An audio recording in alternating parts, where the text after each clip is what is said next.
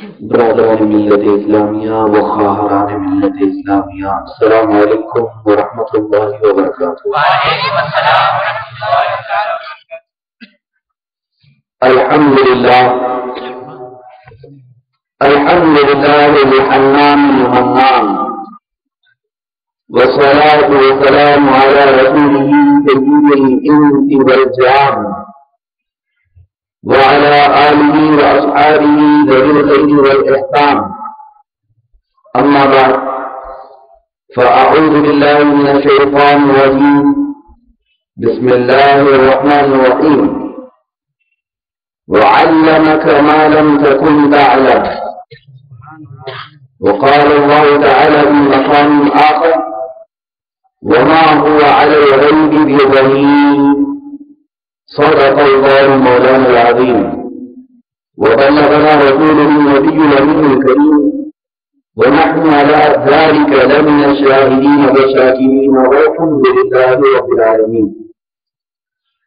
عزیزان مکرم وحاضرین جشن عید میلاد النبی، آج کا یہ دوسرا اجلاس آپ کی اس مقدس سرزمین پر اللہ تعالیٰ ہماری حاضری کو قبول فرمائے۔ قبل اس کی کچھ معلومات آپ کے دوست گزار کروں، آئیے ہم آپ مل کر انتہائی عقیدت و احترام کے ساتھ ساری کائنات کے مرکز عقیدت، آفتاب نبوت، مہتاب رسالت، ختم الرسل، مولا کل، ارواحنا فدا جناب محمد رسول اللہ صلی اللہ تعالی علیہ وسلم کی بارگاہ دربار میں غلامانہ انداز میں درود و سلام کا ہدیہ پیش کریں۔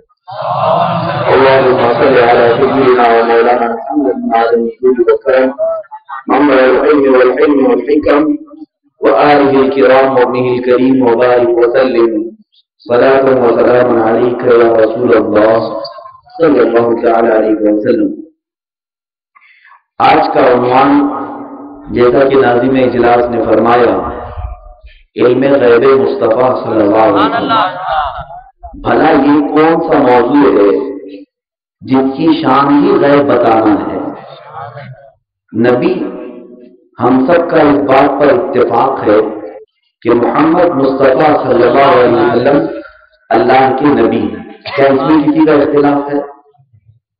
کوئی بھی فکر والا ہو، کوئی بھی مکتبہ فکر والا، چاہے کوئی ملت والا ہو، جو کلمہ طیبہ پڑھتا ہے، چاہے وسیلے کا انکار کرتا ہو، مدد مانگنے کا انکار کرتا ہو، یا رسول اللہ کہنے کا انکار کرتا ہو، لیکن کیا رسول کے نبی ہونے پر بھی کسی کو اختلاف ہے؟ محمد مصطفیٰ صلی اللہ علیہ وسلم کے نبی ہونے پر بھی کسی کو اختلاف نہیں، سب کا اتفاق ہے۔ نبی ہیں تو پھر ذرا عربی کی کوئی ڈکشنری اٹھا کر کے دیکھیں، عربی کی کوئی لغت اٹھا کر کے دیکھیں کہ نبی کا معنی کیا ہوتا ہے۔ اگر آپ کوئی بھی عربی کی ڈکشنری کھول کر کے دیکھیں گے، نبی کا معنی اردو میں یہ لکھا ہوگا غیب کی خبر بتانے والا۔ نبی کا معنی ہی ہے غیب کی خبر بتانے والا، اور اگر کوئی انکار کرے تو پھر رسول کو نبی بھی نہ مانے۔ اگر نبی مانتے ہو تو پھر کوئی اختلاف کی بات ہی نہیں رہ گئی۔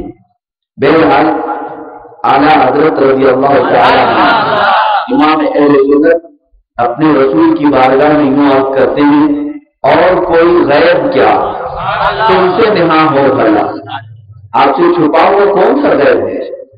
اور کوئی غیب کیا تم سے نہاں ہو بھلا، جب نہ خدا ہی چھپا تو سے کرو۔ یہ سرکار دو عالم روح الفدا صلی اللہ علیہ وسلم کے لیے علم غیب کے متعلق ایک آج کا سلگتا ہوا موضوع ہے۔ آج ایک زمانہ گزر گیا، میں جہاں تک اپنے علم کی بساط کے مطابق جانتا ہوں، رسول اللہ کا زمانہ، صحابہ کرام کا زمانہ، پھر تابعین کا زمانہ، تبع تابعین کا زمانہ، تقریباً 500 سال تک، 600 سال تک کوئی ایسی اختلافی بات نہیں آئی۔ میں چیلنج کرتا ہوں آج کے اسٹیج سے کسی کے لیے بھی، میں آپ کو ایک فکر دینا چاہتا ہوں چیلنج کے طور پر حضور صلی اللہ علیہ وسلم کی وفات سے لے کر کے 500 سال تک کے بیچ میں ایک بھی ایسا کوئی عالم بتا دے جس نے رسول کے غیب کا انکار کسی نے بھی اگر آپ لا کر کے بتا دیں تو میں اپنا سارا علم بھول جاؤں. میں اپنی اسٹڈی کے مطابق بتاتا ہوں تقریباً 5 صدیاں گزر گئی, کسی عالم نے اس بات پر کوئی بھی اختلاف نہیں کیا. سارا اختلاف 7ویں صدی کے بعد سے شروع ہوا. تو کیا جو 700 سال تک آئے وہ سب کافر و مشرک تھے؟ وہ لوگ افضل تھے یا بعد میں آنے والے افضل؟ بہرحال اس ٹاپک پر میں بعد میں گفتگو کرتا ہوں. آئیں قرآن پاک میں چلتے ہیں. رب الجلال کے قول سے بہتر کوئی قول نہیں. ہوا اصدق القائلین, وہ قول کرنے میں سب سے سچا قول اس کا ہوتا. قرآن پاک کے لیے اللہ رب العزت کا جو وعدہ ہے, اس کا دعویٰ ہے, وہ ہر کتاب سے محکم اور ہر کتاب سے مضبوط ہے. اس لیے کہ قرآن پاک پر جس کا عقیدہ نہیں پھر ہمیں اس سے کوئی بحث بھی نہیں, ہمیں اس سے کلام نہیں کرنا ہے. جو قرآن پاک کو مانتا ہے ہم اس سے گفتگو کر رہے ہیں, ہم اس سے کلام کر رہے ہیں. کیا تم رب الجلال کے کلام کو مانتے ہو؟ ہاں, پڑھتے نہیں, سمجھ نہیں پاتے. اللہ رب العزت نے قرآن پاک میں ایک جگہ نہیں کئی جگہ پر اپنے رسول کی غیب دانی کے متعلق ارشاد فرمایا کہ رسول میرا غیب جانتا. قرآن پاک کی جو آیت میں نے تلاوت کی 30ویں پارے میں اللہ رب العزت فرماتا ہے وما هو علی الغیب بضنین, یہ میرا رسول غیب بتانے میں بخیل نہیں ہے. غیب بتانے میں بخیل نہیں. بخیل کس کو کہتے ہیں؟ جس کے پاس مال ہو اور وہ خرچہ نہیں کرتا اس کو بخیل کہتے ہیں. جس کے پاس مال ہے ہی نہیں اس کو تو فقیر کہتے ہیں.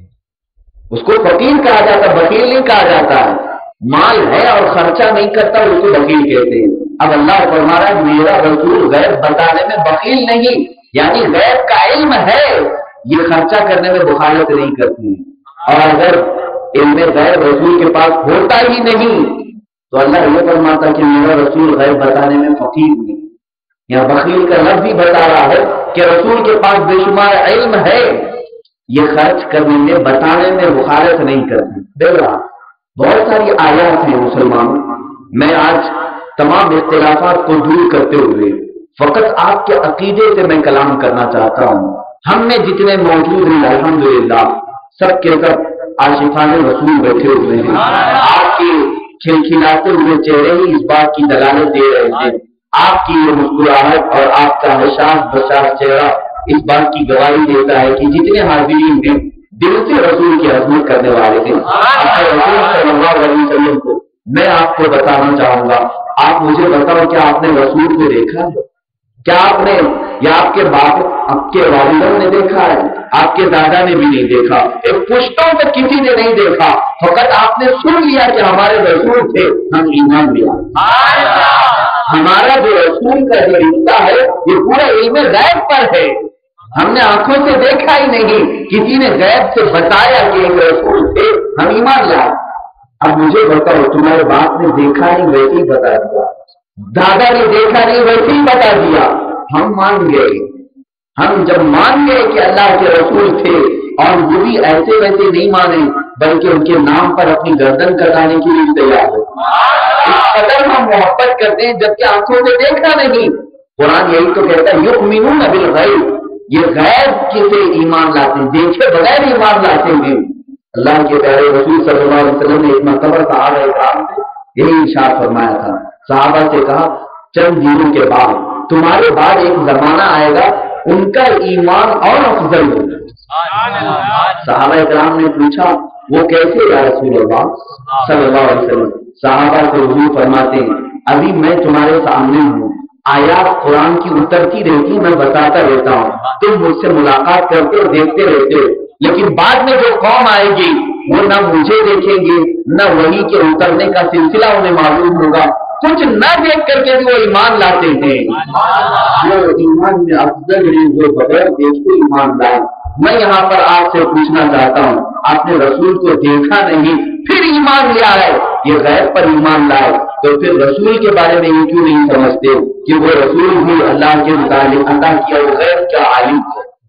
اللہ کا وہ مقدس نبی غیب کی خبریں جاننے والا ہے، اتنی چیز کیوں نہیں ذہن میں آتی؟ مجھے سمجھ میں نہیں آتا۔ اگر انکار کرنا ہے تو پوری طرح سے انکار کر دو، پھر ایک ایک چیز کا انکار کرنا کیا معنی رکھتا ہے؟ کیا مطلب ہے؟ رسول کو ہم مانتے ہیں، آدھا رسول مانتے ہیں، پاؤ رسول مانتے ہیں۔ معاذ اللہ رب العالمین، اللہ کے پیارے رسول صلی اللہ علیہ وسلم کی جو خاصیتیں تھیں، جو آپ کی خاص چیزیں تھیں، ان میں سے ایک خاص چیز یہی تھی کہ آقا کونین غیب کا علم جانتے تھے۔ اور یہ صرف رسول اللہ صلی اللہ علیہ وسلم کے لیے نہیں، بلکہ آدم علیہ السلام سے لے کر عیسیٰ علیہ السلام تک جتنے نبی آئے سبوں نے غیب کی خبریں بتائی۔ اور میں یہاں پر ان لوگوں کو کیا بتاؤں جو جاہل ہیں، جو حماقت میں انکار کر رہے ہیں۔ میں سمجھتا ہوں اپنے علم کے مطابق، اور آپ سب کو میں دعوت دیتا ہوں کہ اللہ کے نبی صلی اللہ علیہ وسلم کو کوئی مانتا ہے اور اگر یہ کہتا ہے کہ وہ غیب کی خبر نہیں جانتے تھے تو میرا جاہل، اس نے پڑھا ہی نہیں ہے، وہ قرآن کو دیکھا ہی نہیں ہے، اس لیے انکار کر رہا ہے۔ اگر تھوڑا سا بھی قرآن کا علم ہو، حدیث کا تھوڑا سا بھی علم ہو، رسول کے غیب کی بات تو دور کی، کسی نبی کے بارے میں بھی انکار نہیں کرے گا، کسی نبی کے بارے میں بھی نہیں کرے گا کہ غیب نہیں جانتے، بلکہ قرآن کہتا ہے ان اللہ اللہ تبارک و تعالی اپنے محبوب بندوں میں سے جسے چاہتا ہے غیب کا علم عطا کرتا ہے۔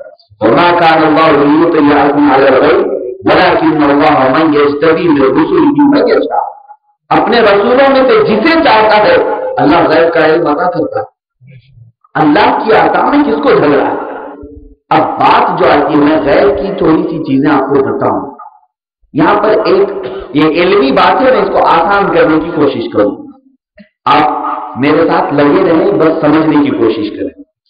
رسول اللہ صلی اللہ تعالی علیہ وسلم کے سلسلے میں تھوڑی سی میں تاریخ کے طور پر بتا دوں کہ آقا کونین صلی اللہ علیہ وسلم کا جب ورود ہوا، اعلان نبوت فرمایا، بہت سارے لوگوں نے انکار کیا، بہت سارے لوگ جو آزمائش کے لیے آئے تھے حضور کے پاس، اگر آپ نبی ہیں تو بتا دیں میرے گھر میں کیا ہوگا۔ سارے لوگ جو مکہ والے تھے وہ بھی یہ جانتے تھے کہ اگر نبی ہوگا تو غیب جانتا ہوگا، ان کا عقیدہ تھا۔ مشہور بات ہے، آپ سمجھتے ہیں، ابو جہل جو کنکریاں لے کر کے آیا سر مٹھی میں، پوچھا تھا اگر آپ نبی ہیں، اگر آپ نبی ہیں تو بتائیں میرے ہاتھ میں کیا ہے۔ اس سے پتہ یہ چلتا ہے کہ ابو جہل کا بھی عقیدہ تھا کہ اگر نبی ہوں گے تو غیب جانتے ہیں، لیکن بعد کے ابو جہل تو انکار کرنے لگے، بعد میں آنے والوں نے تو نبی کو غیب جاننے سے بھی انکار کر دیا۔ ابو جہل اتنا تو مانتا تھا کہ نبی ہوں گے تو غیب جانتے ہوں گے۔ تب اللہ کی نبی صلی اللہ علیہ وسلم نے جواب دیا، سارا واقعہ آپ کی نظر میں ہے، آپ نے سنا ہوگا۔ پھر دوسرے مقام پر میں آپ کو بتاؤں، ان لوگوں کی جو معاملات ہیں رسول اللہ صلی اللہ علیہ وسلم کے سلسلے میں، ایک ہی چیز کافی ہے۔ دنیا میں کوئی بھی دعویٰ کر سکتا ہے میں نے یہ دیکھا وہ دیکھا، آپ انکار نہیں کر پاؤ۔ اگر آپ میں سے کوئی اٹھ کر کے کہے کہ کل ہی رات میں یہاں سے امریکہ گیا اور پورا گھوم کر کے آ گیا، میں انکار نہیں کر پاؤں گا۔ ہو سکتا ہے تمہارے پاس کوئی طاقت ہو، دنیا میں ہر چیز ممکن ہے، لیکن کوئی یہ دعویٰ کرے کہ میں ساتوں آسمان کے اوپر جا کے آ گیا، یہ کوئی قبول نہیں کر سکتا، یہ چیز ممکن نہیں ہے، کوئی بھی نہیں کہہ سکتا۔ لیکن اللہ کے نبی محمد رسول اللہ صلی اللہ علیہ وسلم ایک واحد شخصیت ہے دنیا میں جنہوں نے علل اعلان دعویٰ کیا کہ میں نے رات کے مختصر سے حصے میں ساتوں آسمان کی سیر کیا اور پھر اللہ کا دیدار کیا، اور واپس جب آیا تو بستر بھی گرم تھا۔ اب یہاں پر بہت سارے لوگ انکار کر رہے ہیں، بہت سارے لوگ انکار کیے۔ آپ بھی سوچتے ہو کہ ایسا کیسا ہو سکتا ہے؟ میں اس نقطے کو سمجھانے کی کوشش کروں گا۔ یہ چھوٹا سا نقطہ ہے جو مشہور ہے کہ زنجیر بھی ہلتی رہی، بستر بھی رہا کر، تا عرش گئے پھر آئے محمد، گئے اور آئے بستر بھی گرم ہے۔ حدیث پاک کے الفاظ کو بتاتے ہیں جس لوٹے سے آپ وضو کر کے گئے تھے اس میں کا ابھی پانی بھی ٹپک رہا تھا۔ تو یہ ساری چیزیں اس کو ایک جگہ رکھو۔ اب میں آپ سے پوچھنا چاہتا ہوں، سارے لوگ وہاں بیوقوف نہیں تھے، عقل مند تھے مکہ والے، علم میں ان کا چرچا بھی تھا، جو انکار کرنا چاہے انکار کیا، جس نے دلیل پوچھنا چاہے دلیل بھی پوچھے. آپ گئے تھے تو کوئی دلیل بتاؤ. آپ کہہ رہے ہیں کہ یہاں سے میں حرم شریف گیا, حرم سے بیت المقدس گیا, بیت المقدس سے آسمانوں کا سفر کیا. بیت المقدس کہاں ہے آپ جانتے ہیں؟ حضور مکہ کی سرزمین پر ہے, بیت المقدس فلسطین کی سرزمین پر ہے.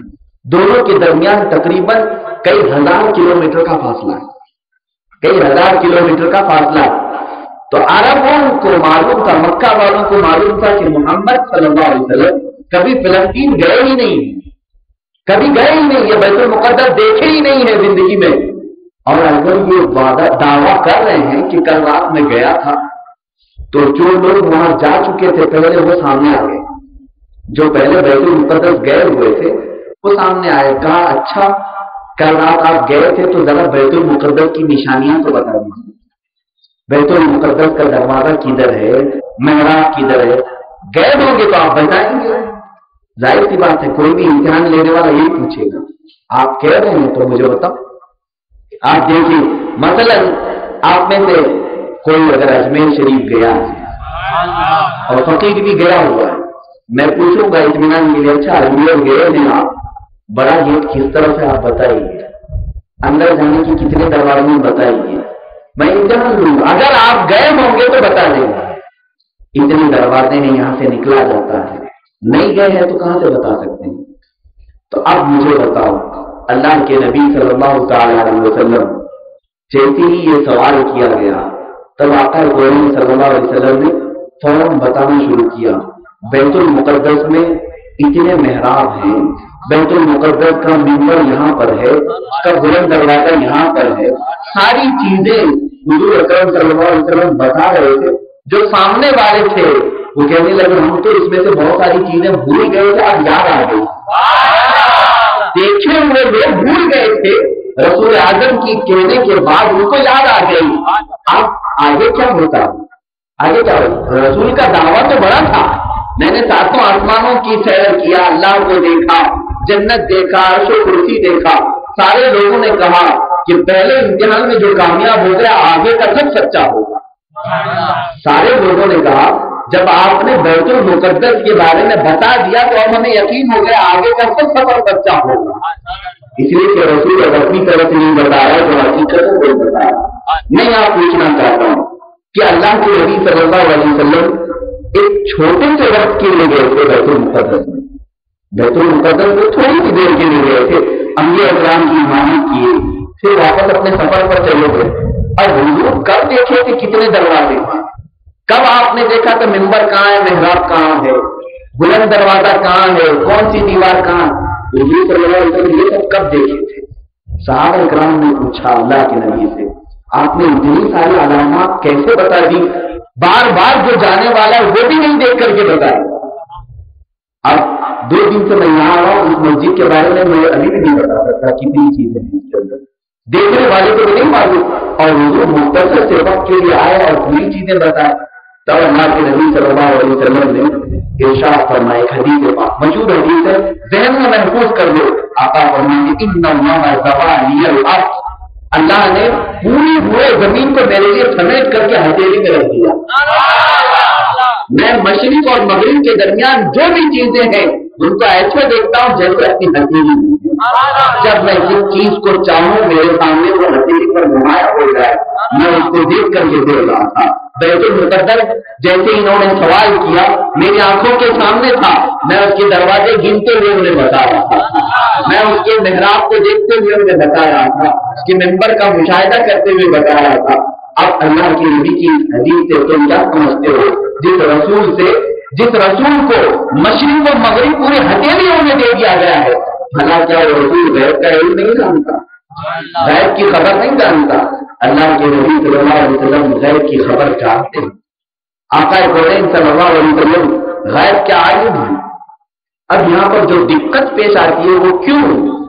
آخر انکار کوئی کر رہا ہے تو اس کی بھی تو کوئی دلیل ہوگی. ایسی محنت کوئی انکار نہیں کرتا, ہاں دلیل ہے. میں آپ سے پوچھنا چاہتا ہوں کہ جو لوگ اللہ کے نبی کے غیب کو نہیں ماننا چاہتے, ذرا دامن پکڑ کر کے پوچھو خرابی کیا آ رہی ہے, کہے گا نہیں شرک ہو جاتا ہے. شرک کیوں ہوتا ہے؟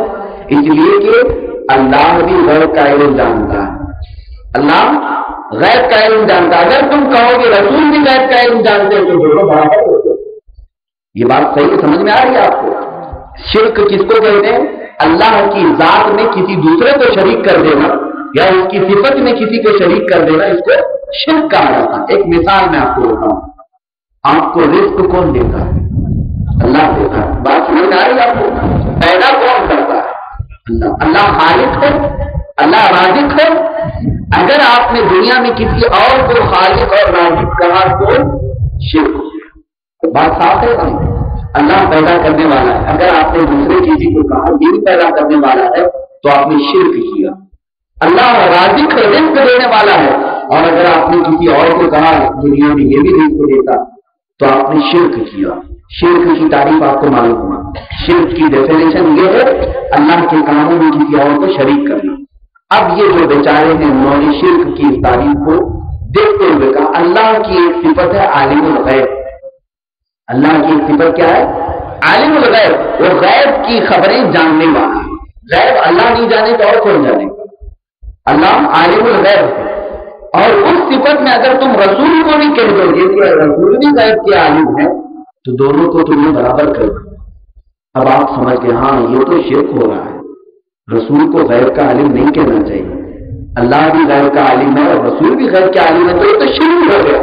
بات سمجھ میں آ گئی؟ یہ منطق ہے۔ یہ ایسے کتنے لوگوں کو گمراہ کیا جاتا ہے فقط یہ لاجک بتا کر کے کہ اگر اللہ کے کاموں میں کسی کو شریک مانو گے شرک ہو جائے گا، رسول بھی اگر غیب کی خبریں جانتے تو اللہ کے برابر ہوگی۔ اب میں آپ سے پوچھنا چاہتا ہوں ایک دوسرا سوال، آپ اس بحث کو الگ رکھیں۔ اللہ رب العزت سنتا ہے یا نہیں سنتا؟ دیکھتا ہے یا نہیں دیکھتا؟ اللہ کی صفت ہے سمیع اور بصیر۔ سمیع مطلب سننے والا، بصیر مطلب دیکھنے والا۔ آپ سنتے ہیں اور دیکھتے ہیں کہ نہیں؟ آپ بھی سنتے ہیں اور آپ بھی دیکھتے ہیں تو آپ اللہ کے برابر ہو گئے۔ اللہ بھی سنتا ہے دیکھتا ہے، آپ بھی سنتے اور دیکھتے ہیں، دونوں برابر ہوتے، یہ بھی شرک ہو گیا۔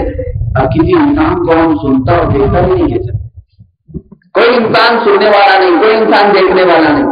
اگر کہیں گے تو شرک ہو جائے گا، تو ایسے تو شرک کی بھرمار ہو جائے گی۔ یہ لاجک اگر استعمال کی جائے تو شرک ہی بڑھ جائے گا۔ اب یہاں فرق کرنا پڑے گا۔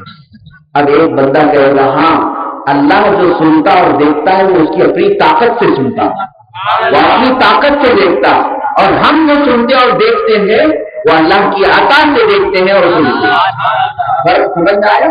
ہمارے پاس جو سننے کی طاقت ہے، دیکھنے کی طاقت ہے، ہماری اپنی نہیں، اللہ کی دی ہوئی ہے۔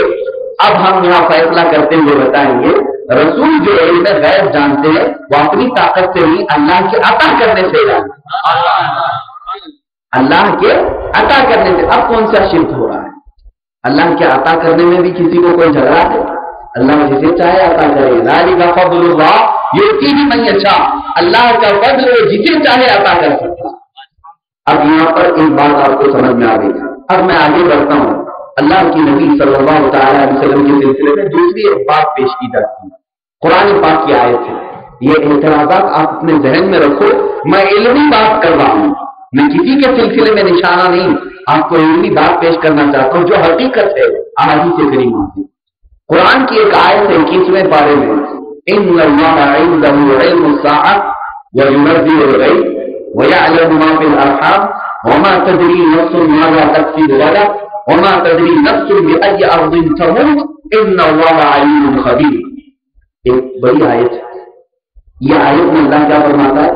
اللہ کے پاس 5 علم ایسے ہیں جو دوسرا کوئی نہیں جانتا، لا يعلمهن الا اللہ۔ قرآن کہتا ہے، قرآن کہہ رہا ہے کہ یہ 5 علم ایسے ہیں جن کو اللہ کے سوا کوئی نہیں جانتا۔ وہ 5 علم کیا؟ نمبر وار میں آپ کو گنا رہا ہوں، یاد رکھیے۔ نمبر 1 سب سے پہلے کہتا ہے عنده علم الساعة۔ نمبر 1 قیامت کب آئے گی کا علم فقط اللہ کو، قیامت کب آئے گی اللہ کو۔ دوسرا کہتا ہے وَيُنَزِّلُ الْغَيْثَ، بارش کب برسے گی اللہ کے سوا کسی کو نہیں معلوم ہے۔ یہ قرآن کہہ رہا ہے۔ وَيَعْلَمُ مَا فِي الْأَرْحَامِ، اور ماں کے پیٹ میں کیا ہے وہ اللہ جانتا، اللہ کے علاوہ کوئی نہیں جانتا۔ तीन चीजों में चौथी चीज है वमा तदरी नफ्सुन बिअय्यि अर्दिन तमूत। कोई इंसान ये नहीं जानता कि किस जमीन में मरेगा। पता है कौन कहां मरेगा, किसी को नहीं मालूम। पांचवी चीज है उमादा तक्सिबु गदा, कल क्या होने वाला है ये भी किसी को नहीं मालूम। ये पांच चीजें अल्लाह के अलावा किसी को नहीं मालूम। याद है आपको कयामत कब आएगी, बारिश कब नाज़िल होगी, मां के पेट में क्या है, कल क्या होने वाला है और कौन कहां मरने वाला है। ये पांच चीजों का है कुरान ने कह दिया कि इनका इल्म अल्लाह के सिवा किसी को नहीं। इस आयत को लेकर के बहुत सारे लोग कहते हैं रसूल को भी नहीं मालूम, अल्लाह के रसूल को भी नहीं मालूम। कुरान ने यह कहा कि रसूल भी नहीं जानते। कुरान ने कहा है सच्ची बात है, अल्लाह के सिवा कोई नहीं जानता, अल्लाह के सिवा कोई नहीं जानता। अब मैं यहां आपके ज़मीर से पूछना चाहूंगा, लोगों ने इनकार कर दिया, रसूल को मत कहो कि वो कयामत का इल्म जानते हैं, रसूल के बारे में मत कहो कि वो गैब की खबर जानते हैं, वो तो कुरान के खिलाफ हो जाए, कुरान के खिलाफ हो जाएगा। अब मैं आपसे पूछना चाहता हूं, आज के माहौल के एतबार से साइंस इतनी तरक्की कर चुका है, ये बेचारे जो रसूल के बारे में कहते हैं गैब की खबर नहीं जानते, वो अगर एक मौसम बताने वाला टीवी में बताए कि फला जगह बारिश होने वाली है, मान जाए? नहीं मानते, सब घरों में छुप जाते बारिश आने वाली है। मौसम बताने वाला बताता है आज इतनी डिग्री मौसम बढ़ने वाला है, गर्मी यहां होने वाली है, बारिश यहां होने वाली है, तो क्या ये खुदा है जो बता रहा है? कुरान ने तो कहा अल्लाह के सिवा कोई नहीं जानता, ये कैसे जानता? और जब ये बताता है तो अक्सर मर्तबा हो भी जाती है गाड़ी। चलिए एक चीज हमने देखा, ये सब जितने इनकार करने वाले मानते हैं, रसूल के बारे में नहीं मानते, एक फटीचर आदमी के बारे में मानता है, उसके बारे में जिसको सलीका नहीं खड़े होने का, वो अगर मौसम के हालात बताए तो मान जाए। दूसरी चीज इनको रसूल के बारे में ये है कि रसूल गैब की खबर नहीं जानते, लेकिन इनकी बीवियां जब हामिला हो तो डॉक्टर के पास जाते, डॉक्टर देख करके बताता है लड़का है या लड़की, तो मान जाते। डॉक्टर सोनोग्राफी करे, एक्सरा करके क्या नहीं बताता, आज स्कैन करके नहीं बताते बेटा है या बेटी हो रही है, लेकिन उसकी बात सही निकलती भी है। तो अब मुझे बताओ कुरान ने ये क्यों कहा अल्लाह के सिवा कोई नहीं जानता? डॉक्टर तो जान रहा है, मौसम बताने वाला भी जान रहा है कब बारिश आ रही है, और डॉक्टर मां के पेट में क्या वो भी जान रहा है। तो कुरान झूठा हुआ, ये झूठे। कुरान तो झूठा नहीं हो सकता, कुरान कभी गलत नहीं हो सकता। अब आप क्या फैसला करेंगे? अब उन्हीं लोगों से पूछें जो रसूल को इनकार कर, यहां फैसला करना होगा। कुरान ने जो कहा है अल्लाह के सिवा कोई नहीं जानता, बिल्कुल हक कहा है, लेकिन अल्लाह ने ये कब कहा? अल्लाह अगर किसी को अता कर दे तो वो जान सकता है, अल्लाह अगर किसी को नवाज दे तो उसमें किसके लिए मजाल है?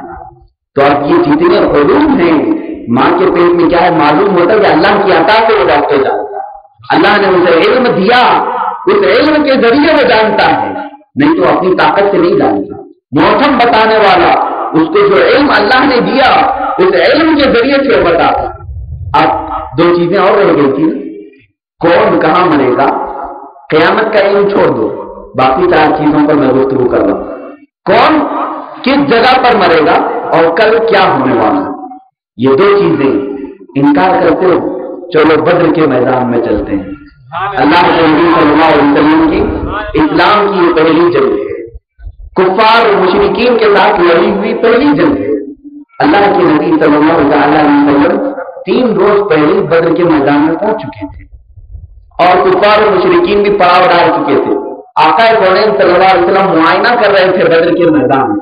मशहूर हदीस पाक है, जरा पढ़ करके तो देखो। आका कौनैन रहमत आलम सल्लल्लाहु अलैहि वसल्लम अबू बकर सिद्दीक उमर फारूक से मशवरा करते थे कहां हमारी फौज होनी चाहिए। सारी चीजें होने के बाद एक सहाबी बयान करते हैं रसूलुल्लाह सल्लल्लाहु अलैहि वसल्लम के हाथ में एक बारीक सी लकड़ी थी, छोटी सी छड़ी थी। हुजूर उसको लेकर के आए, मैदान में खुला मैदान है और मैदान में आकर के एक दायरा इस तरह से लकड़ी से खींचते हैं और फरमाते हैं कल यहाँ अबू जहल गिर के मरेगा, इस दायरे के अंदर गिर के मरेगा। थोड़ा सा हटते हैं और फिर एक दायरा खींचते हैं और कहते हैं कि उतबा यहाँ पर गिर के मरेगा। उतबा एक काफिर का नाम है। फिर आगे बढ़ करके एक और दायरा खींचते हैं गोल लकड़ी से, کہتے ہیں یہاں شیبہ ہی کے مرے گا، 3-4 کافروں کے گھیرے ڈال کر کے حضور فرماتے یہاں وہ مرے گا، یہاں وہ مرے گا، یہاں یہ مرے گا۔ صحابہ کرام رات ہوئی، صبح یہ معرکہ بدر شروع ہوا، 17 رمضان المبارک، وہ گھمسان کی لڑائی جو اسلام کی عظیم ایک معرکہ ہے جس کو ہم سب ابھی بھی یاد کرتے ہیں 17 رمضان کو۔ اب صحابہ کرام کی زبان سے سنیں، شام ہوئی جب فتح یابی نصیب ہوئی، اللہ نے فتح عطا فرمائی، سب کافروں کو اٹھانے کا جب حکم ہوا، ہم جا کر کے دیکھ رہے ہیں رسول نے جس کے بارے میں جہاں دائرہ کھینچا تھا وہ وہیں گرا ہوا۔ ابو جہل کے لیے جو دائرہ رسول نے کھینچا تھا اسی دائرے کے اندر ایک بال برابر بھی وہ باہر نہیں گرا، اس کے بھی اندر گر کر کے مرا تھا۔ اور جہاں حضور نے نشان لگایا تو وہی مرا، شیبہ وہی مرا ہے۔ اب میں پوچھنا چاہتا ہوں، قرآن تو کہہ رہا ہے کون کہاں مرے گا کسی کو نہیں، اللہ کے سوا کسی کو نہیں معلوم، تو رسول نے کیسے بتا دیا؟ رسول اللہ صلی اللہ علیہ وسلم نے کیسے لکیر کھینچ کر کے بتائی یہاں گر کے مرے گا؟ انہی جاہلوں کے لیے جو آج انکار کر رہے ہیں، رسول اللہ نے اسی لیے بتایا تھا کہ ہاں اللہ نے جو فرمایا کوئی نہیں جانتا، بالکل صحیح ہے، لیکن اللہ جسے عطا کرے وہ ان کے علم سے جانتا۔ ہم کب کہتے ہیں کہ رسول کو علم غیب ان کا خود کا ہے؟ نہیں، ہم کہتے ہیں ان کو جو کچھ علم غیب ہے وہ اللہ کی عطا، اللہ کی عطا سے۔ اب قرآن کی 2-3 آیتیں میں پڑھ کے آپ کو سناؤں۔ حضرت سلیمان علیہ السلام کے بارے میں اللہ فرماتا ہے وَعُلِّمْنَا مَنطِقَ الطَّيْرِ وَأُوتِينَا مِن كُلِّ شَيْءٍ، ہم نے سلیمان کو پرندوں کی بولیاں سکھائی، پرندوں کی بولیاں سکھائی اور بہت ساری چیزیں عطا کی۔ داؤد علیہ السلام کے بارے میں کہتا ہے وَعَلَّمْنَاهُ صَنْعَةَ لَبُوسٍ لَكُمْ، ہم نے داؤد کو لوہے کا لباس بنانا سکھایا۔ جنگوں میں جانے کے بعد لوہے کی خود پہنی جاتی تھی۔ حضرت داؤد علیہ السلام کا ہاتھ ایسا تھا کہ لوہا ہاتھ میں لیتے جیسا نقشہ بناتے بن جاتا، نرم ہو جاتا تھا۔ اور حضرت آدم علیہ السلام کے بارے میں اللہ کہتا ہے وَعَلَّمَ آدَمَ الْأَسْمَاءَ كُلَّهَا، آدم کو تمام چیزوں کے نام دینے سکھائے۔ آدم علیہ السلام کو تمام چیزوں کے نام سکھا دیے۔ کس کو کیا کیا سکھایا اللہ نے قرآن میں بیان کیا۔ سلیمان کو پرندوں کی بولی سکھائی، داؤد کو لباس بنانا سکھایا، آدم کو تمام ناموں کا علم عطا کیا۔ لیکن جب اپنے رسول کی باری آئی ان کو کیا سکھایا؟ تو اپنے رسول کو کیا سکھایا؟ تب قرآن کہتا ہے وَعَلَّمَكَ مَا لَمْ تَكُنْ تَعْلَمْ، ہم نے اپنے رسول کو وہ ساری چیزیں سکھائی جو وہ نہیں جانتے، کوئی چیز نہیں چھوڑی، جو کچھ وہ نہیں جانتے تھے سب کچھ سکھایا گیا۔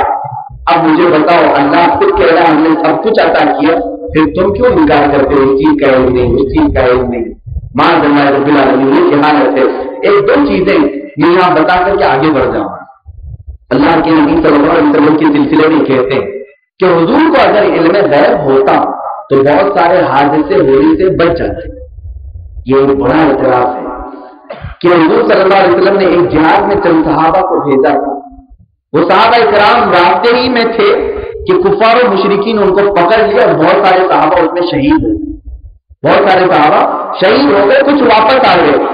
اب آج کے کچھ احمق اور نااہل کہتے رسول اللہ کو اگر علم غیب ہوتا تو ان کو کیوں بھیجتے؟ صحابہ کو نہیں بھیجتے، ان کو علم غیب نہیں ہے، معلوم نہیں ہے کیا ہونے والا ہے، اس لیے بھیج دیا۔ میں آپ کے جواب کے لیے یہ کہتا ہوں اللہ کے نبی صلی اللہ علیہ وسلم کو علم غیب تھا اور بھیجا کیوں؟ یہ اللہ کی حکمت ہے۔ اور رسول اللہ صلی اللہ علیہ وسلم جب طائف شہر جا رہے تھے، اچھا اتنی بات تو آپ مانتے اللہ تو غیب کی خبر جانتا، کیا اللہ کے بارے میں بھی انکار؟ اللہ کو تو سب مانتے ہیں وہ غیب کی خبر جانتا ہے۔ اب مجھے یہ بتاؤ، طائف شہر کا کئی میں نے واقعہ بیان کیا، حضور صلی اللہ علیہ وسلم وہاں گئے تھے اسلام کی تبلیغ کے لیے، وہاں آپ کے ساتھ کیا کیا حالات ہوئے؟ پورے طائف والوں نے مل کر کے رسول اللہ پر پتھروں کی بارش کی، رسول اللہ صلی اللہ علیہ وسلم کو لہو لہان کر دیا، اور بعض لڑکے حضور کی توہین کرتے رہے۔ مجھے بتاؤ یہ سارے معاملات کیا اللہ نہیں جانتا تھا؟ اللہ کو خبر تھی یا نہیں؟ اللہ عالم الغیب ہے یا نہیں؟ اللہ کو معلوم تھا کہ طائف شہر میں ایسا ہونے والا ہے، تو پھر اللہ نے اپنے رسول کو کیوں نہیں منع کیا؟ ہمارا یہ سوال ہے، اللہ کو معلوم ہونے کے باوجود رسول کو کیوں بھیجا؟ جو تمہارا جواب ہوگا وہی ہمارا بھی جواب ہے۔ اللہ نہیں روکا تو آپ یہ کہیں گے اللہ کی کوئی حکمت تھی کہ طائف شہر میں جائیں حضور اور لوگوں کو سکھائیں کہ تبلیغ کیسے ہوتی ہے، تب ہم کہیں گے رسول کی بھی حکمت تھی، صحابہ کو اس لیے بھیجا کہ شہادت کا شوق کیسا ہوتا، صحابہ کرام کو اس لیے بھیجا۔ کیا امام حسین رضی اللہ تعالیٰ عنہ کی شہادت کی خبر معلوم نہیں تھی؟ ان کے بچپن میں مشہور ہو گئی تھی شہادت کی خبر۔ یہ حضرت امام حسین کی شہادت کی خبر ان کے بچپن میں مشہور ہو گئی تھی۔ ام سلمہ کو تو حضور نے ایک شیشی میں مٹی دی تھی کہ جس دن یہ لال ہو جائے سمجھ جاؤ میرے مولا شہید ہو گیا۔ یہ ساری چیزیں معلوم ہونے کے باوجود امام حسین کیوں کربلا گئے، کیوں گئے تھے؟ فقط اس لیے کہ جامع شہادت کا جو مزہ ہوتا ہے وہ ہر کسی کو نہیں ملتا۔ یہ مسلمانوں ہر کام میں ایک حکمت ہوتی۔ اب میں یہاں آپ کو ایک اور چیز بتاؤں، یہ لوگ کہتے ہیں ام المومنین عائشہ صدیقہ رضی اللہ تعالیٰ عنہا پر منافقوں نے ایک مرتبہ الزام لگایا تھا۔ یہ واقعہ آپ کو معلوم ہوگا، حضور صلی اللہ علیہ وسلم ایک جہاد سے واپس آ رہے تھے، ام المومنین عائشہ صدیقہ راستے میں رہ گئی، رات کا وقت تھا، وہ سو گئی تھی، قافلہ اٹھ گیا، چل گئے، سب مدینہ آ گئے، وہ پیچھے رہ گئی۔ تو ایک صحابی پیچھے سے آیا کرتے تھے ہمیشہ قافلوں میں کہ کسی کا کچھ سامان چھوٹا ہو تو چن کر کے لاتے۔ حضرت صفوان وہ پیچھے سے آ رہے تھے، دیکھا ارے ام المومنین یہیں پر ہے، تب انہوں نے اپنے اونٹ پر ام المومنین کو سوار کیا اور وہ لے کر کے آئے۔ یہاں منافقین جو مدینے میں تھے وہ ام المومنین پر تہمت لگانے لگے، الزام لگایا کہ یہ اپنے شوہر کو چھوڑ کر کے دوسرے مرد کے ساتھ رہ گئی۔ اس عالم میں حضور صلی اللہ علیہ وسلم نے کچھ بھی نہیں بیان کیا۔ ایک مہینہ ایسے ہی گزرا، حضرت عائشہ صدیقہ روز روتی تھی، نہ کھانا کھاتی تھی نہ پانی پیتی تھی۔ اتنی پاک ماں کے لیے منافقین نے نہیں چھوڑا تو ہم اور آپ کو کیا چھوڑے، جن کی برات کے بارے میں قرآن نے آیت نازل فرمائی، یا نساء النبی لستن کاحد من النساء، اے نبی کی بیویاں تم عام عورتوں کی طرح نہیں ہو۔ اللہ نے ان کے لیے اتنا مقام بلند کیا، پھر بھی ان کو تہمت لگانے سے نہیں چوکے۔ بہرحال اور یہاں پر جو اعتراض ہے آج کے لوگوں کا، وہ یہ کہتے ہیں کہ اگر رسول کو علم غیب تھا تو لوگوں کو کیوں نہیں بتایا کہ میری بیوی پاک ہے؟ حضور نے نہیں بیان کیا۔ ایک مہینے تک لوگ پتہ نہیں کیا کیا تانے کرتے رہے، پھر ایک مہینے کے بعد قرآن کی آیت نازل ہوئی، سورہ نور پورا حضرت عائشہ صدیقہ کی برات میں اللہ نے فرمایا جو لوگ تہمت لگاتے ہیں یہ بہت بڑے گنہگار ہیں، نبی کی بیوی پاک اور صاف۔ اب قرآن پاک وہ کلام اللہ کا مقدس کلام جو آخری کلام ہے، خالد ہمیشہ رہنے والا کلام، وہ پاکی بیان کر رہا ہے کس کی؟ عائشہ صدیقہ کی۔ عائشہ صدیقہ رضی اللہ تعالیٰ عنہ کی پاکی بیان ہو گئی۔ اب جو اعتراض ہے میں اس کا جواب دیتا ہوں، میں جواب دیتا ہوں، غور سے سنیں۔ اگر کوئی یہ پوچھے رسول کو اگر علم غیب تھا تو عائشہ صدیقہ کی برات پہلے کیوں نہیں بیان کرے کہ میری بیوی پاک ہے؟ لوگ اتنے تانے کر رہے تھے، بہت سارے لوگ ادھر ادھر ہو گئے تو کیوں نہیں بیان کیا؟ میں بتاتا ہوں کہ رسول اکرم صلی اللہ علیہ وسلم نے بیان نہیں کیا، اس کی دو وجہ تھی۔ دو وجہ تھی۔ پہلی وجہ یہ تھی کہ حضور اگر بیان کرتے تو پھر آیت نازل نہیں۔ حضور یہ چاہ رہے تھے کہ اتنا بڑا انہوں نے اعتراض کیا، اس کا جواب اتنا ہی بڑا ہونا چاہیے۔ ام المومنین پر تہمت لگائی گئی تو اس کا جواب عام نہ ہو بلکہ اب اللہ کے کلام کی طرف سے ہوئے۔ حضور کی یہ حکمت تھی، اتنے خاموش تھے، اور قرآن نے جو بیان کیا، اب تو 1400 سال گزر گئے، آج بھی ہم تلاوت کرتے ہیں تو ام المومنین کی پاکی بیان کرتے ہیں۔ منافقین نے ایک مرتبہ تہمت لگائی تھی، لیکن قیامت تک آنے والے کروڑوں مسلمان کروڑوں مرتبہ پڑھ کر کے پاکی بیان کرتے ہیں۔ ہماری ماں پاک ہے، رسول کی بیوی پاک ہے، جب بھی سورہ نور پڑھتے ہیں تو ان کی پاکی بیان کرتے ہیں۔ لیکن بڑی حکمت تھی رسول کی، لیے خاموش تھے۔ تم بالکل یہ سمجھتے ہو کہ غیب کا علم نہیں، رسول کو غیب کی خبر نہیں تھی۔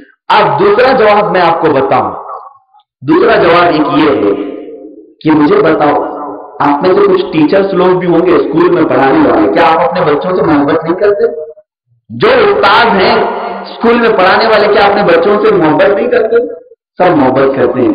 میں ایز اے ٹیچر، میں ایک استاد کی حیثیت سے جانتا ہوں کہ بچے میرے بہت عزیز ہیں، میں بہت چاہتا ہوں ان کو، میں پڑھاتا ہوں صبح شام ان کے لیے محنت کرتا ہوں، لیکن ایک وقت آتا ہے ان کے امتحان کا، جو ہم نے پڑھایا ہے امتحان کے لیے، بچہ ہم سے پرسنلی بہت محبت کرتا، امتحان گاہ میں جب ہم بٹھائے ہوتے تھے، بچہ اگر ہم سے پوچھے کہ استاد یہ بتائیں اس کا جواب کیا ہے، اگر میں اس کو بتاؤں تو میں اس کا دشمن ہو جاؤں۔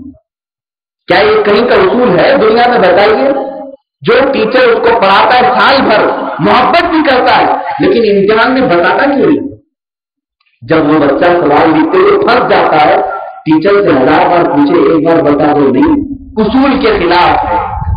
اس لیے کہ یہاں تمہارا امتحان ہو رہا ہے، ہماری ساری محبت اپنی جگہ پر، تو ہم یہاں پر جواب لکھنے کے لیے بیٹھے، کوئی استاد نہیں بتا۔ یہی بات ہے، اللہ کے نبی صلی اللہ علیہ وسلم کبھی کبھار امتحان کے دور سے گزارے جاتے کہ وہ جگہ وہ جواب بتانے کی نہیں ہوتی، وہ ٹریننگ دینے کی ہوا کرتی ہے، وہ تربیت دینے کی ہوا کرتی ہے۔ تو رسول اللہ کا بعض اوقات میں خاموش رہنا، اس کو یہ مت سمجھو کہ وہ غیب کی خبر نہیں جانتے تھے، بلکہ وہ کوئی امتحان گاہ سے گزر رہے ہوتے۔ اب اللہ کے نبی صلی اللہ علیہ وسلم کا کہاں انکار کریں گے آپ؟ اب ایک چیز میں بتاؤں، آپ کے عقیدے سے تعلق رکھتی ہے۔ رسول اللہ صلی اللہ علیہ وسلم ایک جہاد میں نہیں گئے تھے، جنگ موتا، اس جنگ کا تذکرہ مسلم شریف میں، ترمذی شریف وغیرہ میں آیا۔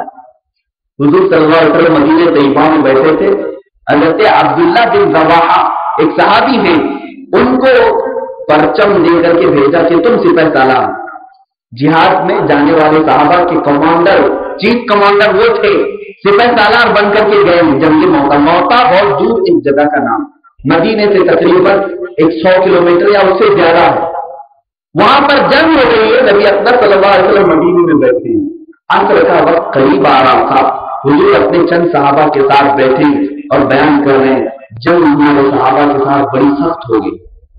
حضور مدینے میں بیٹھ کر کے کہہ رہے میرے صحابہ کے ساتھ جنگ سخت ہو گئی ہے، عبداللہ بن رواحہ کے ہاتھ میں جھنڈا ہے، عنقریب وہ شہید ہو جائیں۔ حضور کی آنکھوں میں آنسو آئے اور پھر حضور فرماتے ہیں اب پرچم جعفر بھی تیار لے چکے ہیں، جعفر تیار لے چکے ہیں۔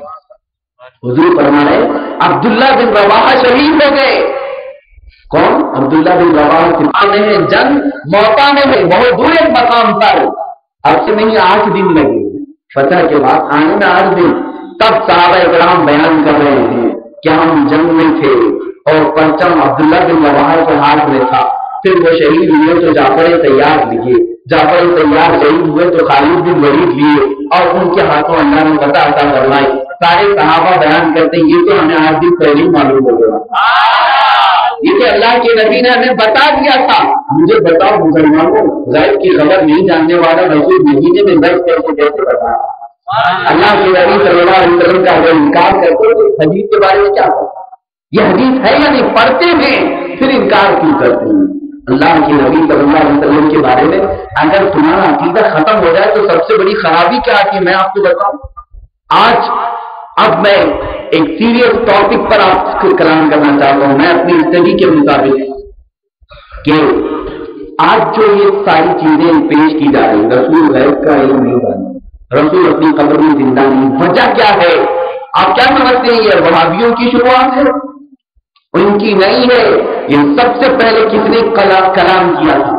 رسول اللہ کے علم غیب پر، رسول اللہ کے مردہ ہونے پر سب سے پہلے یہودیوں نے لکھا تھا۔ یہودیوں نے کیوں لکھا؟ اس لیے کہ ایک مسلمان کو رسول سے دور کر دیا جائے تو وہ نہیں جانتے تم کون ہو، اور اگر یہ کہہ کر کے دور کر دیا جائے کہ وہ مردہ ہو چکے ہیں، ہم مسلمان سے ہر کام کرا سکتے ہیں۔ اور اگر یہ خوف ہے مسلمان کو نہیں میرا رسول دیکھ رہا ہے، نہیں میرا رسول زندہ ہے، تو یہ ڈرتا رہے گا۔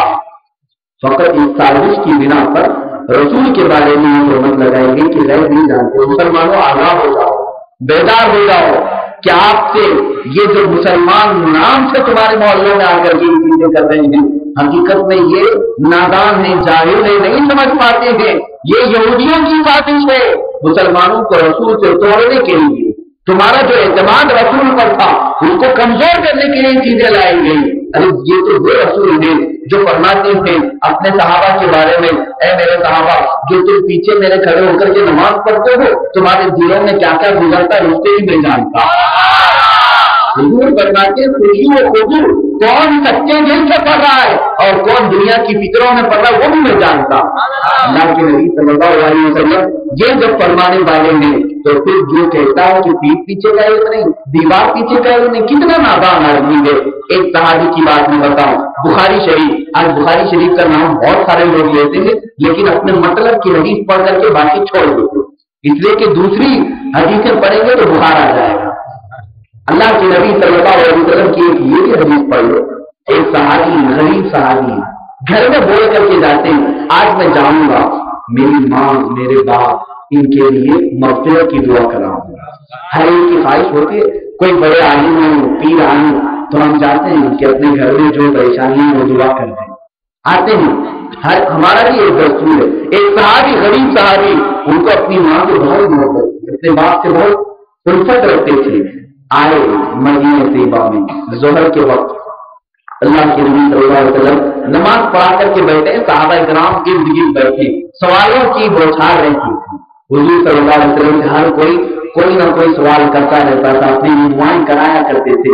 یہ غریب صحابی دور بیٹھے رہے, بولنے کا موقع ہی نہیں ملا, بولنے کا موقع نہیں ملا. اثر کی اذان ہو گئی, نماز ہو گئی, نماز کے بعد پھر بیٹھے حضور لوگوں کا جواب دیتے رہے. ان کو پورے اثر سے مغرب تک ٹائم نہیں ملا, اپنے لیے دعا کرائیں, اپنے گھر والوں کے لیے. مغرب کے بعد پھر حضور بیٹھے, پھر بھی ٹائم نہیں ملا پوچھنے کا. بعض لوگ ایسے ہوتے اپنے اندر جھجک ہوتی ہے کہ میں سب کے سامنے کیسے بولوں, ایک جھجکتے ہوئے رہ گئے. وہ صحابی جھجکتے ہوئے شرماتے ہوئے پیچھے رہ گئے. عشاء کی نماز ہوئی, عشاء پڑھا کر کے حضور چل گئے. حضور صلی اللہ علیہ وسلم سب سے مسافہ فرما, سب الگ الگ ہو گئے. ان کو بولنے کی ہمت ہی نہ ہو سکی, یہ ہاتھ باندھ کر کے پیچھے پیچھے چلنے لگے. رسول اکرم صلی اللہ علیہ وسلم بخاری شریف کی حدیث میں بتا, آقا کونین صلی اللہ علیہ وسلم آگے گھر کی طرف جا رہے ہیں, یہ ہاتھ باندھ کر کے ادب سے پیچھے پیچھے چل رہے ہیں. رسول اللہ کا ابھی گزرے پاس آیا نہیں تھا, پیچھے بول کر کے کہتے ہیں جاؤ اللہ تمہارے والدین کی مغفرت فرمائے, اللہ تمہارے والدین کی مغفرت فرمائے اور تمہارے گھر میں خوشحالی عطا فرمائے. انہوں نے سوال تک نہیں کیا تھا, پھر رسول کو کیسے پتا ہوا؟ اس لیے کہ وہ صحابی تھے, وہابی نہیں تھے. اللہ رب العزت نے قرآن میں یہی تو ارشاد فرمایا, ان الذین یغضون اصواتهم عند رسول اللہ اولئک الذین امتحن اللہ قلوبهم بالتقوی. وہ لوگ جو رسول کے سامنے زور زور سے بولتے ہیں اللہ ان کا سخت امتحان لے گا.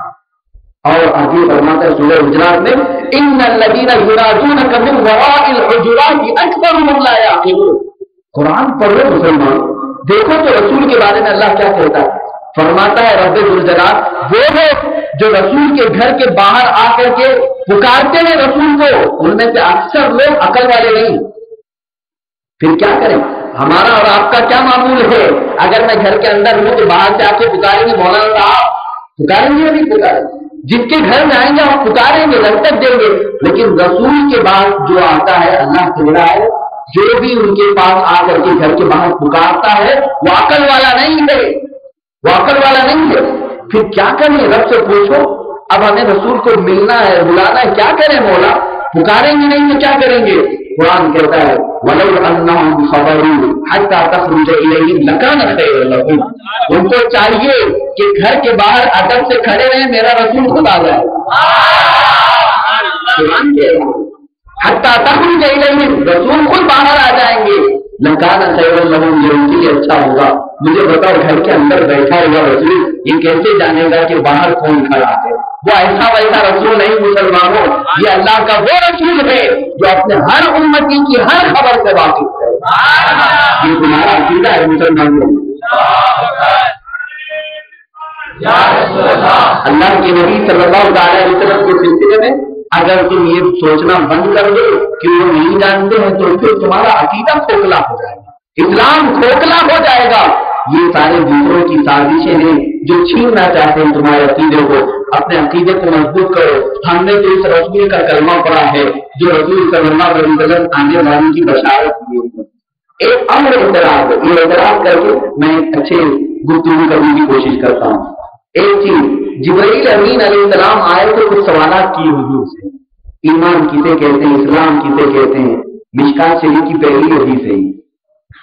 اسلام کسے کہتے ہیں، ایمان کسے کہتے ہیں، احسان کسے کہتے ہیں؟ حضور نے سب کے جواب دیے۔ ایمان کا معنی یہ ہے، اسلام کا معنی یہ ہے، احسان کا مطلب یہ۔ لمبی حدیث ہے، میں شارٹ میں بتا رہا ہوں۔ آخر میں جبرائیل امین نے سوال کیا قیامت کب آئے گی؟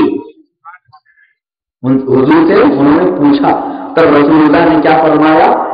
من مسئول اعلم من السائل، جس سے تم پوچھے ہو پوچھنے والے سے زیادہ مجھے بھی نہیں معلوم۔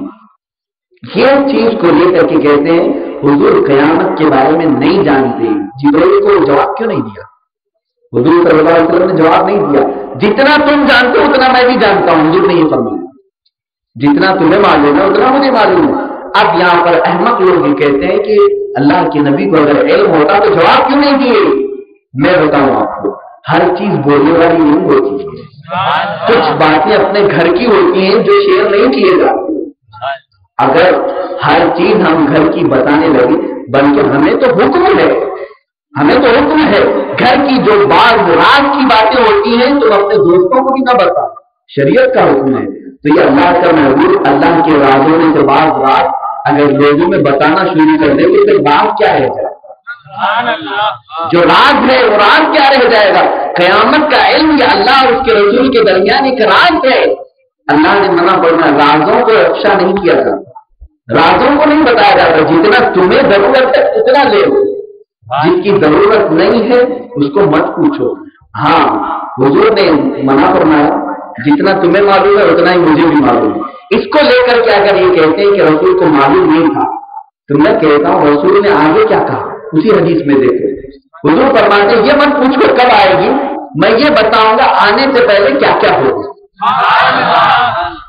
آنے سے پہلے، قیامت کے آنے سے پہلے کیا کیا ہوگا حضور بتاؤں گا۔ عمارات ہو یعنی اس کی علامتیں۔ حضور فرماتے ہیں قیامت کے قریب ایسے معاملات ہو جائیں گے، زنا کی کثرت ہو جائے، گانے بجانے میں سب عام ہو جائیں گے، ماں باپ کی نافرمانی کثرت سے ہوگی، یہ ساری چیزیں آ رہی ہیں۔ اور حضور فرماتے ہیں چرواہے کم ذات کے لوگ بڑی بڑی بلڈنگیں بنا کر کے فخر کریں گے، حکومتیں ان کے ہاتھ میں آ جائیں گی۔ یہ ساری علامتیں تو ہندوستان میں صاف نظر آ یہاں پر اللہ کے نبی صلی اللہ علیہ وسلم نے یہ 1400 سال پہلے بتایا قیامت کے قریب یہ ساری چیزیں آئیں۔ حضور نے فرمایا تھا ایک ڈبہ ہوگا جو بولے گا، کیا ریڈیو نہیں بولتا ہے؟ اللہ کے نبی صلی اللہ علیہ وسلم نے فرمایا تھا کہ جوتے کا تسمہ بات کرنے لگے گا۔ بہت ساری علامتیں حضور نے بیان فرمائی، یہ میرا ٹاپک نہیں ہے، میں عرض کرنا چاہتا ہوں۔ علامتیں بتا رہے ہیں، قیامت کا علم نہیں جانتے ہیں، قیامت کب آئے گی نہیں معلوم، علامتیں معلوم۔ یہ تو عجیب بات ہوئی، یہ تو ایک عجیب سی بات ہو گئی۔ میں آپ سے کہنا چاہوں گا اگر مجھ سے کوئی یہاں پر راستے میں پوچھے ادھونی کا ریلوے اسٹیشن کدھر ہے، میں کہوں معلوم نہیں ہے لیکن یہاں سے سیدھے جاؤ، پھر رائٹ میں جاؤ، پھر لیفٹ میں جاؤ، پھر تو کہے گا معلوم نہیں ہے تو کیوں بتا رہے ہو بھائی؟ کہے گا یا نہیں کہے گا؟ اگر اسٹیشن معلوم نہیں ہے تو علامتیں بھی مت بتاؤ، یہاں پتا ہے چلے گا کہ نہیں معلوم ہے اسٹیشن، میں علامتیں بتا رہا ہوں، راستے بتا رہا ہوں، تمہیں اسٹیشن بتانے کی ضرورت نہیں، کیسے جاؤ گے میں وہ بتاؤں۔ اللہ کے نبی صلی اللہ علیہ وسلم کو اگر قیامت کا علم نہیں تھا تو کیسے آئے گی یہ کیسے بتا؟ علم غیب تھا رسول کو، حضور نے فرمایا اس کا علم لے کر کے کیا کرو گے، اس کے آنے سے پہلے کیا کیا ہوگا وہ سن لیجیے۔ اللہ کے نبی صلی اللہ علیہ وسلم کے ہر جواب میں کوئی نہ کوئی حکمت ضرور ہے۔ آقا ابراہیم صلی اللہ علیہ وسلم ارے وہ رسول جو 1400 سال بعد ہونے والی چیزوں کی خبریں دے رہے ہیں غلط ہے تو نہیں جانتا کیسے ہو سکتا، یہ کیسا ممکن ہے؟ اب میں اللہ کی نبی صلی اللہ علیہ وسلم کی ان آنکھوں کے بارے میں بتا کہ وہ کون سی آنکھیں تھیں جن کا تم انکار کر رہے ہو کہ غیب نہیں دیکھتی ہیں۔ حضور فرماتے ہیں میں اپنے سامنے جیسے دیکھتا ہوں ویسے پیچھے بھی دیکھتا ہوں۔ آقا ابراہیم صلی اللہ علیہ وسلم فرماتے ہیں جیسے، اور حضور نے یہ بھی فرمایا تم رات میں اپنے گھروں میں جو چیزیں چھپا کر کے رکھتے ہو رسول اسے بھی جانتا۔ یہ ساری چیزیں اور کیا ہیں؟ غیب کے لیے اور کتنی دلیلیں چاہیے؟ رسول اللہ صلی اللہ علیہ وسلم جب معراج میں گئے تھے، آقا کریم صلی اللہ علیہ وسلم واپس جب آئے تھے تو کیا ہوا تھا؟ معراج کا کبھی بیان ہو تو انشاءاللہ عرض کریں گے، میں اس میں سے جو چیز دلیل کے لیے اتنا عرض کرتا ہوں۔ آقا کریم صلی اللہ علیہ وسلم سے ملاقات کی بھی مثال یہ پتا ہے آپ کو؟ موسیٰ علیہ السلام نے پوچھا کیا لے کر کے آئے تھے؟ حضور نے فرمایا 50 نمازی میری امت کو اللہ نے تحفہ عطا کیا۔ موسیٰ علیہ السلام نے کیا کہا؟ نہیں جائیے واپس جائیے، اتنی تک نہیں پڑھ پائیں گے، آپ کی امت اتنی تک نمازیں نہیں پڑھ پائے گی۔ حضور واپس گئے، کم کرائے۔ یہ تو بات معلوم ہے نا، ہر معراج میں سنتے ہیں 5 کم کرا کے آئے۔ پھر حضرت موسیٰ علیہ السلام نے کہا یہ بھی نہیں پڑھ پائیں گے، اور جائیے کم کرا کے آئیں گے۔ کم ہوتی گئی، کتنی مرتبہ؟ 9 مرتبہ گئے آئے۔ اب میں آپ سے یہ پوچھنا چاہتا ہوں، موسیٰ علیہ السلام کب کے نبی ہیں؟ ہم سے 4000 سال پہلے کے۔ وہ بتا رہے ہیں کہ آگے امت نہیں پڑھ پائے، ان کو کیسے معلوم ہو گیا کہ ہم پڑھ پائیں گے کہ نہیں پڑھ پائیں گے؟ حضرت موسیٰ علیہ السلام ہمارے رسول سے کہہ رہے ہیں آپ کی امت یہ پوری نہیں پڑھ پائے گی۔ آپ حضرت موسیٰ علیہ السلام کے غیب کو جانتے ہو تو ہمارے رسول کو بھی جانتے ہو۔ اللہ کی نبی تو ایک بار کیے، اور دوسری مرتبہ جو مفسرین بیان کرتے ہیں 9 مرتبہ حضور گئے آئے۔ حضور کو بھی معلوم ہے یہ بچ کر کے 5 رہے، موسیٰ علیہ السلام کو بھی معلوم تھا 5 رہے۔ کیا اللہ نہیں جانتا؟ اگر یہ دونوں نہیں جانتے، اللہ کی علم میں جو تھا کہ نمازیں 5 ہی رہیں گی، تو پھر یہ 9 مرتبہ کیوں چکر لگایا گیا، بار بار کیوں بلایا گیا، بار بار کیوں بھیجا گیا؟ مفسرین بیان کرتے ہیں اس میں ہر ایک میں ایک ایک حکمت۔ موسیٰ علیہ السلام جانتے تھے کہ 5 ہی بچیں گی، جن سے اگر پوچھو گے تو ان کا عشق جواب دے گا، ایک ہی مرتبہ 45 کم کریں گے۔ تو میں تو یہاں پر اللہ کو دیکھنے کا کلام کیا تھا۔ حضرت موسیٰ علیہ السلام نے پوچھا تھا ربی ارنی، اے اللہ تو مجھے اپنا دیدار کرا دے۔ اللہ نے فرمایا لن ترانی، تم مجھے دیکھ نہیں سکتے۔ اللہ نے یہ قرآن پاک میں 9ویں پارے میں موجود ہے۔ اللہ نے فرمایا تم مجھے نہیں دیکھ سکتے، بار بار اصرار ہو رہا ہے نہیں ہونا، میں تجھے دیکھنا چاہتا ہوں۔ تب اللہ نے کیا فرمایا کوہ طور پر آؤ، پہاڑ پر بلایا گیا، مصر کے پہاڑ پر۔ فقیر وہاں جا چکا ہے، وہ ساری علامتیں بھی دیکھا ہوگا مصر کی طرف۔ موسیٰ علیہ السلام سے کہا گیا تم دوسرے پہاڑ پر دیکھو، ہم وہاں اپنی تھوڑی سی تجلی ڈالیں گے، اگر اس کو دیکھ سکے تو دیکھ لو۔ موسیٰ علیہ السلام کو پورا دیدار دے کر آیا گیا، بلکہ تفسیر میں ہے اللہ نے اپنے جلوے کی جھلک جو ہے تجلی سوئی کے ناکے کے برابر چھوٹی سی چیز پہاڑ پر ڈالی، پہاڑ پورا جل گیا۔ موسیٰ علیہ السلام صحیح سے بھی دیکھ ہی نہیں پائے تھے، بے ہوش ہو کر کے اتنی چھوٹی سی تجلی بھی دیکھ نہیں سکے، بے ہوش ہو کر کے گر پڑے۔ قرآن کہتا ہے فلما افاق فقال سبحانک، جب بیدار ہوئے تو کہے اللہ تو سب سے پاک، کسی کی ہمت نہیں ہے کہ تجھے دیکھ سکے۔ اب وہی موسیٰ جو اپنی زندگی میں نہیں دیکھ سکے تھے اللہ رب العزت سے، معراج کے سفر میں کہتے ہیں جب رسول اوپر سے آ رہے تو ان کی آنکھوں میں اللہ کا جلوہ نظر آ رہا۔ میں رسول کو بار بار اس لیے بھیج رہا تھا کم کرا کے آؤ، یہ جب جب اپنے رب سے مل کے آتے تھے ان کی آنکھوں میں تجلی نظر آ رہی۔ میں ظاہر میں اللہ کے جلوے کو نہ دیکھ سکا، محمد کی آنکھوں میں دیکھ لیا۔ اسی لیے اعلیٰ حضرت فرماتے ہیں کس نے دیکھا یہ موسیٰ سے پوچھے کوئی، کس نے دیکھا یہ موسیٰ سے پوچھے کوئی، آنکھ والوں کی ہمت پہ لاکھوں سلام۔ موسیٰ علیہ السلام اس لیے بھیج رہے تھے، اور اللہ کے نبی جانتے تھے خود بار بار اس لیے جا رہے تھے کہ رسول کو شوق تھا کہ میں بار بار اپنے رب کی دیدار دیکھ رہا، اور اللہ مشتاق تھا کہ میرا رسول بار بار میرے پاس میرے ہاتھ۔ قرآن کیا کہتا ہے؟ قرآن یہ کہتا ہے ما زاغ البصر وما طغى۔ معراج کے اس واقعے کو میں تھوڑا سا آپ کو قرآن کی آیت سے سمجھا رہا ہوں۔ 27ویں پارہ سورہ نجم، ان میں سے 4 5 آیتیں نکال کر کے دیکھو۔ ما زاغ البصر وما طغى، رسول اللہ کو ایسے دیکھ رہے تھے کہ پلک بھی نہیں جھپکی، پورا تک باندھ کر کے دیکھ رہے تھے۔ اور کیا دیکھ رہے تھے؟ تجلی نہیں دیکھ رہے تھے، ذات خدا کو دیکھ رہے، رب الجلال کی پوری ذات کو دیکھ رہے تھے۔ اور اللہ فرماتا فکان قاب قوسین او ادنی، کتنی دور سے دیکھ رہے تھے وہ بھی اللہ نے بیان فرماتا ہے اتنے 2 ہاتھ کے فاصلے سے کم حضور کھڑے تھے اور اپنے رب کو دیکھ رہے تھے۔ یہ اللہ رب العزت کا دیدار آپ نے کیا۔ اب اس کے بعد ہوا کیا ہے میں آپ کو بتاؤں۔ موسیٰ علیہ السلام وہ جو تجلی دیکھے تھے اپنی زندگی میں، جو ان کے زمانے میں چھوٹی سی تجلی دیکھ کر کے جو بے ہوش ہو گئے تھے، اس کے بعد جب اٹھے تھے تو کیا عالم ہو گیا تھا۔ روایتیں بتاتی ہیں کہ موسیٰ علیہ السلام کی آنکھوں میں اتنی روشنی آ گئی کہ اگر کوئی دوسرا ان کی آنکھوں سے آنکھیں ملاتا تو اندھا ہو. موسیٰ علیہ السلام کی آنکھوں سے آنکھیں کوئی ملا لیتا اندھا ہو جاتا. اتنی تجلی، اتنی زیادہ روشنی. اور موسیٰ علیہ السلام کیا کہتے ہیں؟ فرماتے ہیں جب سے میں نے پلک جھپکتے ہی پوری طور پر تو دیکھا نہیں تھا، پورا نہیں دیکھا تھا، اللہ کی جو تجلی پہاڑ پر نازل ہوئی تھی ایک سوئی کے ناکے کے برابر، اتنی ابھی صحیح سے نہیں دیکھا تھا. وہ دیکھنے کے بعد میری آنکھوں کی روشنی کا یہ عالم ہو گیا. حضرت موسیٰ فرماتے ہیں اگر سخت اندھیری رات میں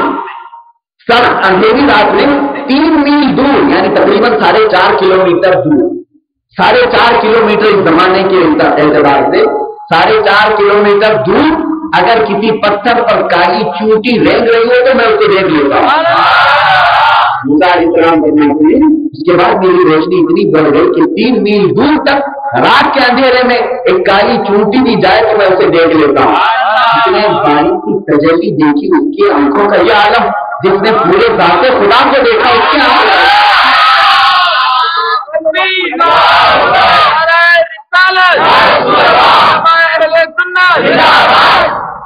مقرر کس چیز کا تم سوال کرو گے؟ اسی لیے تو اعلیٰ حضرت نے فرمایا اور کوئی غیب کیا تم سے نماز بنا جب نہ خدا ہی چھپا جو ایک ہی چیز چھپی ہوئی تھی وہ اللہ. ہر کوئی دعویٰ کر سکتا ہے میں نے یہ دیکھا وہ دیکھا، لیکن اللہ کو دیکھنے کا کوئی دعویٰ نہیں کرتا. اب اللہ کے رسول سے خدا ہی نہیں چھپا تو پھر دنیا کی کون سی چیز چھپی ہے؟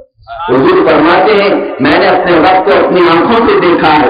عزیزان مکرم یہ ان آنکھوں کے بارے میں نے کلام کیا. اب آؤ میں تمہیں یہ سارے ٹاپک سے خلاصہ کیا نکلتا ہے، آخر یہ موضوع کیوں دیا گیا؟ فقط لوگوں کو دفاع کرنے کے لیے، لوگوں سے مقابلہ کرنے کے لیے. دلیلیں تو آپ کے ذہن میں ہوں گی انشاءاللہ، اگر کوئی سوال کرے تو جواب دیں، لیکن آپ کو اس سے کیا حاصل کرنا ہے؟ میں آپ کو نصیحت کے طور پر کہوں اللہ کے نبی کو اور جاہلوں کی طرح تو آپ نہیں سمجھتے کہ وہ غیب نہیں جانتے. کیا ہے ہمیں سے کوئی؟ الحمدللہ سب کا عقیدہ کہتا ہے رسول غیب کی خبر جانتے. کیا آپ یہ مانتے ہیں کہ رسول مدینے میں اور یہاں دیکھ رہے ہیں؟ اللہ کے نبی صلی اللہ علیہ وسلم کے بارے میں صحابہ یہ جانتے تھے کہ رسول اگر گھر میں ہیں اور باہر کھڑے ہو جائے حضور کو معلوم ہو جاتا حضور تشریف لے آتے. صحابہ کرام کا یہی عقیدہ تھا. بلکہ حضور صلی اللہ علیہ وسلم کی بارگاہ میں مانگنے کا ادب کیا ہے؟ صحابہ اکرام میں سے اکثر صحابہ مانگتے نہیں تھے ہمیں یہ چاہیے وہ چاہیے، بلکہ دل میں اگر آ جائے تو رسول کو سمجھ جاتے. فقط وہاں دل کی زبان سنی جاتی تھی. حضور اکرم صلی اللہ علیہ وسلم اسی لیے امام زمان نے کہا میں کیوں کہوں کہ یہ آتا ہو وہ آتا ہو یا رسول اللہ، میں کیوں کہوں کہ یہ آتا ہو وہ آتا ہو، وہ دو کہ میرے گھر بھر کا بنا ہو. یا رسول اللہ صلی اللہ علیہ وسلم آپ سے چھوٹی بھی تو کوئی چیز نہیں ہے، آپ سے مخفی تو کوئی چیز نہیں ہے. عزیزان مکرم میں یہاں پر نصیحت آپ کو یہ دینا چاہتا ہوں، جب آپ کا عقیدہ یہ بول رہا ہے اللہ کا نبی غیب جانتا ہے، اللہ کے نبی گھر کے باہر ہونے والی چیزوں کو جانتے ہیں، اللہ کے نبی 1400 سال بعد کیا ہونے والا ہے وہ جانتے ہیں، یہ تمام چیزوں پر عقیدہ ہونے کے باوجود وہ نوجوان جو بازار میں نماز کے وقت کھڑا ہوتا ہے کیا خیال نہیں آتا کہ رسول دیکھ رہے ہیں؟ وہ نوجوان جو تاج کے اڈوں پر بیٹھا ہوتا ہے کیا اسے یہ عقیدہ نہیں آ جاتا کہ رسول دیکھ رہے ہیں مدینے سے؟ کیا وہ نوجوان جو شراب کی بوتل چلا رہا ہو کیا اسے عقیدہ یہ نہیں معلوم کہ رسول دیکھ رہے ہیں؟ ارے یہاں تو ایسا ہے ہم اپنے باپ کے سامنے کوئی برا کام نہیں کرتے. اگر کوئی ہمارے گھر میں ایسا آدمی ہو جو بڑا عزت والا ہو، ماں کے سامنے ہم بدتمیزیاں نہیں کرتے، باپ کے سامنے برے کلام نہیں کرتے. ڈر ہوتا ہے اس لیے کہ باپ ہمارا دیکھ رہا ہے. جب تک باپ دیکھ رہا ہے جسے سگریٹ کی عادت ہے سگریٹ نہیں پیتا. یہ بری چیزیں بھی باپ اور ماں کے ادب میں ان قدر ہم چھوڑتے تھے، اور رسول کے بارے میں ہمارا عقیدہ ہو کر کے بھی ہم بھول چکے ہیں. میں یہاں کہتا ہوں کب تک تم جواب دو گے لوگوں کو کہ رسول غیب کا علم جانتے غیب کا علم جانتے؟ یہ فقط کہنے کے لیے نہیں استعمال ہو، تمہارے عمل کے لیے ہے. تم اپنی زندگی سے ثابت کر کے بتاؤ کہ ہمارا ہر قدم اٹھ رہا ہے اس خوف سے کہ رسول ہمیں دیکھ رہے تھے مدینہ طیبہ سے. اسی لیے کہا گیا سنا ہے آپ ہر عاشق کے گھر تشریف لاتے ہیں، میرے گھر میں بھی ہو جائے میرے دل میں بھی ہو جائے چراغاں یا رسول اللہ. عزیزان مکرم آج جو زمانہ اس قدر بے راہی کا شکار ہے عورتیں ہوں یا مرد حضرات ہوں، اللہ کے نبی صلی اللہ علیہ وسلم نے جب یہ فرمایا تمہارے گھروں میں جو چیزیں تم چھپا کر کے رکھتے ہو اس کو بھی میں جانتا ہوں، آج تمہارے جو حالات ہیں یہ آپ کو بہتر جانتے ہیں، آپ خود بہتر جانتے ہیں، مجھے کہنے کی چندہ ضرورت نہیں ہے، تو رسول کو فقط غیب کا عالم کہنا کافی نہیں ہے، عمل کر کے بتاؤ۔ آج تمہارا یہاں پر بیٹھنا بھی رسول سے مخفی نہیں ہے، کیا یہ آپ کی مجلس رسول نہیں مشاہدہ کر رہے؟ اللہ کے نبی صلی اللہ علیہ وسلم تو یہ فرماتے ہیں تم جو درود پڑھتے ہو وہ خود میں اپنے کانوں سے سنتا ہوں، یہ درود تم پڑھتے ہو جو کام کر رہے ہو، اللہم صلی علی سیدنا و مولانا محمد رسول فرماتے ہیں خلوص دل سے توجہ سے پڑھو گے تو میں خود کانوں سے سن لیتا ہوں، اور اگر ایسے ویسے بے توجہ سے پڑھو گے تو فرشتے لا کر کے مجھے پہنچا دیتے ہیں۔ فرشتے کیا کہہ کر کے پہنچاتے ہیں؟ وہی سے پاک پڑھ کر کے دیکھو، حضور صلی اللہ علیہ وسلم فرماتے فرشتہ تمہارے پڑھے ہوئے درود کو لا کر کے میرے پاس کہتا ہے کس نام سے، اس کا نام بھی بتاتا ہے، اس کے باپ کا نام بھی بتاتا ہے، جس نے درود بھیجا اس کا بھی نام اس کے باپ کا نام بھی رسول کے پاس پیش کیا جاتا ہے کہ اللہ کے نبی آپ کا امتی آپ کو اس طرح سے سلام بھیجا، اس طرح سے آپ کو فلاں کا بیٹا آپ سے درود اس طرح سے بھیجا ہے، ہر پل کی خبر رسول کو دی جاتی ہے۔ پھر مدینے کے تاجدار روح الفدا ارواحنا فدا صلی اللہ علیہ وسلم، یہ تمام عقیدے ہونے کے باوجود ہم اپنی پریشانیوں کی شکار ہونے میں دوسروں کے در بدر ٹھوکریں کیوں کھاتے ہیں؟ گھر گھر ہم بھیک مانگنے کی نوبت آ جاتی ہے۔ اللہ کے نبی صلی اللہ علیہ وسلم کو جس نے زندہ مانا اور آقا کونین کو غیب نہ مانا، اس کا دل خود گواہی دے گا میں اور کسی کی ٹھوکریں کیوں کھا رہا ہوں، میں کسی اور کی ٹھوکروں پر کیوں بنوں، میرا رسول میرے لیے کافی ہے، میرا آقا میرے لیے کافی ہے۔ عزیزان مکرم، غیب کا معنی ہی یہ ہوتا ہے، رسول صلی اللہ علیہ وسلم یہ فرماتے ہیں النبی، اللہ قرآن میں کہتا ہے النبی اولا بالمؤمنین من انفسہم، نبی تمہاری جانوں سے زیادہ قریب ہے، مومنوں کے ان کی جان سے زیادہ قریب ہے، تم تلاش کر کے تو دیکھو تمہیں رسول مل جائیں گے، تمہیں ڈھونڈا نہیں، محمد کو ہم بے قرار ہوں گے ڈھونڈو، مشہور یہ کہا گیا ہے اللہ کے عزیز ملتے ہیں، بلکہ اللہ خود فرماتا ہے میں تمہیں مل جاتا ہوں، رسول تو ملتے ہی ہیں، اللہ کو مل جاتا ہے۔ قیامت میں ایک بندے سے اللہ پوچھے گا کہ میں بھوکا تھا تو نے مجھے کھانا کیوں نہیں کھلایا؟ اللہ پوچھ رہا ہے بندے سے میں بھوکا تھا تو نے مجھے کھانا کیوں نہیں کھلایا؟ اللہ بندہ کہتا ہے میرا کیا تو بھوکا تھا، تو کیسے بھوکا ہو سکتا ہے، تو بھوک اور کھانے سے پاک ہے۔ اللہ فرمائے گا میں کپڑے کا سوال کیا تھا تم نے مجھے کپڑے نہیں پہنائے، کپڑے نہیں پہنائے، بندہ خوف سے لڑک جائے گا، ہوگا تجھے کپڑے کون پہنا سکتا ہے، تو ان ساری چیزوں سے پاک ہے۔ مولا فرمائے گا نہیں، دنیا میں جو ایک غریب فقیر بھوکا تیرے پاس آیا تھا اگر تو اسے کھلاتا تو اس کے قریب مجھے پالے، جو ننگا تیرے پاس آیا تھا اسے کپڑے پہنا لیتا تو تم میرے پاس آ جاتا، اس کو جو اس کو عطا کرتا وہ مجھے پالے۔ رب جلال فرماتا ہے میں ان جگہوں پر مل دوں گا۔ اب اس رسول کے بارے میں تم کیا کہتے ہو؟ وہ رسول بھی یہی کہتے ہیں۔ مسلمانوں آج کل انشاءاللہ العزیز میں شان مصطفیٰ پر عرض کروں گا، لیکن آج ایک نصیحت اور میں دے دوں، اس رسول صلی اللہ علیہ وسلم نے کتنے انتظامات تمہارے لیے کیے، کتنے انتظامات آقا کونین صلی اللہ علیہ وسلم نے محشر میں کیا کیا ہونے والا وہ تک بیان فرما دیا، قیامت کے دن کیا ہوگا، حساب کیسے ہوگا، میزان کیسے تولا جائے گا، جنت کہاں ہوگی، دوزخ کہاں ہوگی، کون گرے گا کون اٹھے گا، حضور نے یہ سب بیان کر دیا، پھر کیوں غیب کے بارے میں سوال کرتے؟ حضور صلی اللہ علیہ وسلم کے غیب کے بارے میں پھر اگر سوال باقی ہے تو میں سمجھتا ہوں جاہل سے زیادہ کوئی پوچھے۔ قیامت کے بارے میں تو سب کو یقین ہے، حساب کتاب کے بارے میں یقین ہے، ترازو جس میں تولا جائے گا اس میں یقین ہے، کس نے بتایا؟ رسول نے تو بتایا، اور رسول کو غیب کی خبر نہیں لے تو کیسے بتایا؟ قیامت ابھی آئی نہیں۔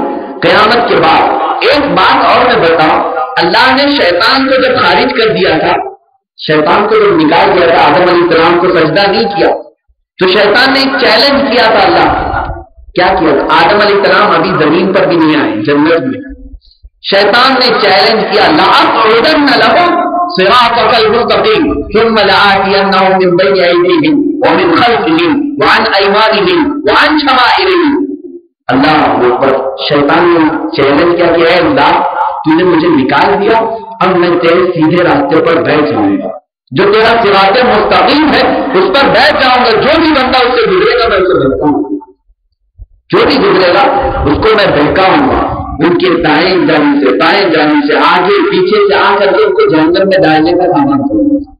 پھر آگے شیطان کہتا ہے الا عبادک منهم المخلصین، مگر تیرے کچھ مخلص بندے ایسے ہوں گے جن پر میرا داؤ نہیں چلتا ہے، جو تیرے خاص چاہنے والے بندے ہیں ان میں سے کچھ خلوص والے بندے ہوں گے جن پر میری حکومت نہیں چل پائی. میں پوچھنا چاہتا ہوں آدم علیہ السلام کی ابھی اولاد بھی نہیں ہوئی، آدم علیہ السلام زمین پر آئے ہی نہیں، شیطان بعد کی باتیں بتا رہا ہے کہ میں ان کو بہکاؤں گا، سامنے سے آؤں گا، پیچھے سے آؤں گا، دائیں بائیں سے آؤں گا. پھر یہ بھی بتا رہا ہے کہ ان بندوں میں کچھ مخلص بندے تھے. ارے قرآن تو شیطان کے بارے میں اتنا کہہ رہا ہے کہ وہ بات کی اتنی ساری چیزیں جانتا، تو ان کے رسول کے بارے میں انکار کر رہے ہو. حضور صلی اللہ علیہ وسلم کے بارے میں انکار. شیطان کو جب اتنا علم حاصل ہے تو پھر رسول کو کتنا علم حاصل ہے. اللہ کے نبی صلی اللہ علیہ وسلم نے جو آخری بات سنی ہے، رسول اللہ صلی اللہ علیہ وسلم نے غیب کی خبروں میں جو ایک چیز بیان کی ہمارے درد سے تعلق رکھتا ہے. دیکھو ہم غریبوں کے لیے اللہ کے نبی نے کیا کیا انتظامات فرمائے. حضور فرماتے قیامت کے دن پہلا سجدہ میرا ہوگا، میرے سجدے کے بعد اللہ حساب و کتاب شروع کرے گا. اس وقت تک کسی کا حساب بھی نہیں ہوگا، حساب و کتاب بھی نہیں شروع ہوگا. رسول اللہ صلی اللہ علیہ وسلم سجدہ کر کے حساب و کتاب شروع کرا رہے ہیں. ایک صحابی نے پوچھا ہے اللہ کے نبی محشر کی بھیڑ بھاڑ اس قدر وہاں پر لوگوں کا ہجوم، ہم آپ کو کہاں تلاش کریں گے، ہم آپ کو کہاں دیکھیں گے؟ اب رسول نے 3 پتے بتائے تو بھی ان کو نہیں تلاش کیا. رسول اللہ نے جو 3 پتے بتائے عنوان حدیث پاک میں دیکھو کون سے پتے. حضور اللہ پر اس وقت تو رسول کا تو مرتبہ ہی الگ ہے، شان ہی الگ ہے، بلکہ قیامت پوری میں قائم کی گئی ہے رسول کی شان دکھانے کے لیے. فرماتے فقط اتنا سبب ہے ان ایک بزم محشر کا کہ ان کی شان محبوبی دکھائی جانے والی ہے. یہ جو آدم علیہ السلام سے لے کر کے عیسیٰ علیہ السلام تک جو گھمایا جا رہا ہے، ہر ایک کے پاس جا جا کر کے آتے ہیں کس کے لیے؟ رسول کی شان کی. بہرحال حضور صلی اللہ تعالی علیہ وسلم فرماتے میں 3 جگہ پر ملوں گا. پہلے نمبر پر فرماتے حوض کوثر جنت سے نکلی ہوئی ایک نہر ہے، اس کا پانی نہایت ٹھنڈا میٹھا ہے، ایک بار پی لے گا کبھی پیاس نہیں ہوگی. قیامت کے دن سب سے زیادہ لوگوں کو پیاس کی تکلیف ہوگی. میری امت کو میں اس میں سے بھر بھر جام پلا، میری امت کی پیاس مجھ سے دیکھی نہ جائے گی، میری امت کے حلق سوکھ جائیں گے، میں بےتاب ہو کر کے انہیں پانی پلا رہا ہوں گا. تو اگر مجھے تلاش نہ ہو تو حوض کوثر کے پاس تلاش کرو. مجھے یہ بھی تو کہہ سکتے تھے میرا مرتبہ اس دن بڑا ہے، میں رب کے پاس ہوں گا، میں جنت میں ہوں گا، میں اپنے رب کے جلووں میں ہوں گا. حضور نے نہیں فرمایا. رب کے جلووں میں ہونا تو رسول کی شان ہے، جنت میں جانا تو رسول کی شان ہے، لیکن رسول فرماتے میں امتیوں کے پاس ہوں. حضور آگے فرماتے اگر میں حوض کوثر پر نہ ملوں تو دوسرا عنوان ہے کہ جو میزان عمل ہے، جہاں اعمال تولے جا رہے ہوں گے، میرے امتیوں کی نیکیاں برائیاں تولی جا رہی ہوں گی. ہر غریب ہاتھ باندھ کر کے اپنے اعمال دیکھ رہا ہوگا، کہیں برائیوں کا پلڑا بھاری نہ ہو جائے، مجھے جہنم میں گھسیٹا نہ جائے. تو میں فرشتوں کو اشارہ کر کر کے اپنے امتیوں کی نیکیاں بنا رہا ہوگا، تو مجھے وہاں تلاش لے. رسول نے دوسرا پیدا بتایا، وہ بھی ایسی جگہ پر جہاں غریب امتیوں کا حساب ہونا. بلکہ حدیث پاک میں فرشتے رسول کو دیکھتے دیکھتے نہ جانے کتنے لوگوں کی نیکیوں کا پلڑا بھاری کر دے. حضور صلی اللہ علیہ وسلم تو یہ فرماتے بعض وہ غریب ہوں گے جن کا کچھ نہیں ہوگا، میں ان میں ایک چٹھی رکھ دوں گا تو وہ پلڑا بھاری ہو جائے گا، مجھے وہاں پر ملیں گے. دوسرے تیسرے مقام پر فرماتے اگر وہاں بھی نہ مل سکا تو پھر پل صراط پر تم دیکھ لیں گے. جہنم پر سے گزرنے والا ایک برج ہے جس کو پل صراط ہم کہتے ہیں. یہ دنیا کی باریک ایک راستہ ہے جس پہ سے گزر کر کے ہر ایک کو جنت میں جانا. تو وہاں سے گزرنے والے کچھ تو ایسے ہوں گے جو گر جائیں گے، کچھ تو وہاں پر گرتے پڑتے جائیں گے۔ حضور فرماتے میں وہاں سے اپنی امتیوں کو پکڑ کر کے چلا۔